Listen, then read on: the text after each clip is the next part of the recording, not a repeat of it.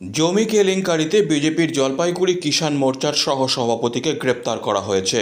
জলপাইগুড়ি জেলা ভোরের আলো থানার পুলিশ তাকে গ্রেপ্তার করেছে।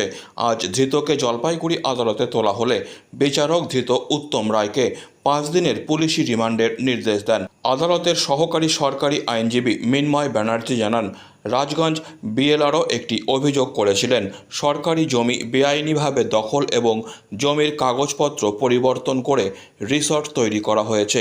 এটা পরিকল্পিত অপরাধ। পুলিশের আবেদনের ভিত্তিতে বিচারক ধৃতকে 5 দিনের পুলিশি হেফাজতে রাখার নির্দেশ দিয়েছে বলে জানান তিনি।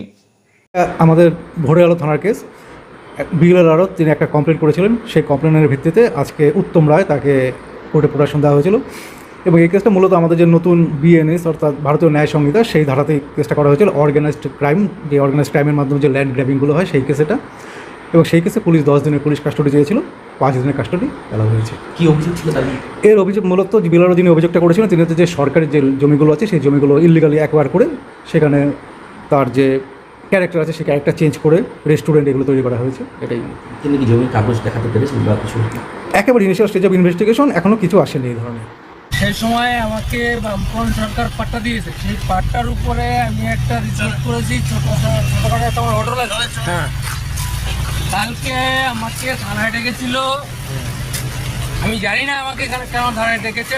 ডাকার পরে আমাকে রাস্তার থেকে কিডন্যাপের মতো করে নিয়ে আমাকে তুলে নিয়ে গেছে এবং নিয়ে যাওয়ার পর আমাকে বলছেন যে আপনাকে অ্যারেস্ট করা হলো।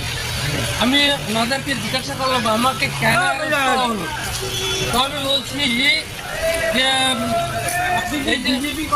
হ্যাঁ, আমাকে এইটাই মূল উদ্দেশ্য, আমি যে বিজেপি করি তার কারণেই আমাকে অ্যারেস্ট করা হলো। ঠিক আছে, অ্যারেস্ট করা হয়েছে। এখনো আমি সেটা পুরোপুরি পরিষ্কার না, তবে পুলিশের অফিসারদের কাছ থেকে বিএলআরও আমার বিরুদ্ধে কেস করেছে।